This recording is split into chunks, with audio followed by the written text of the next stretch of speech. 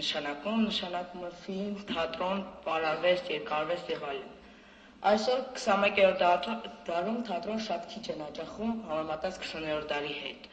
20-րդ դարում թատրոն հաճախում են մեծամասնությունը, ինչու՞մն է խնդիրը, մենք չգիտենք։ Այսօր թատրոնները բարվոք վիճակում չեն եւ լավ կլիներ, որ լումա հատկացվեր եւ թատրոնները վերակառուցվեր։ Իսկ ֆիլմերի ստեղծումը զարգանում է, որի համար մենք շատ ուրախ ենք, բայց հեռուստասերիալներում նկարվում են մեծամասամբ ոչ դերասաններ, այլ պատահական մարդիկ, սպորտսմեններ եւ այլոք, որի պատճառով դերասանները մնում են անգործ եւ սկսում են սովորել մեկ ուրիշ մասնագիտություն։ Ասեմ, որ այս տարի կկայանան շատ փառատոներ Հայաստանի Հանրապետությունում,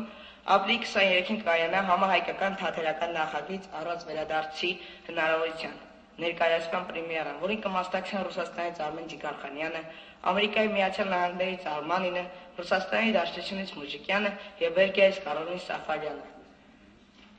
Անցյալ տարի 2008 թվականին մենք նշեցինք Վիլյամ Սարոյանի եւ Վիկտոր Համբարձումյանի 100-ամյակը։ Այս տարի Պարսկաստանում Իրանում նշում են Վիլյամ Սարոյանի մեծ ամերիկահայ գրող Վիլյամ Սարոյանի 100-ամյակը 2009 թվականին։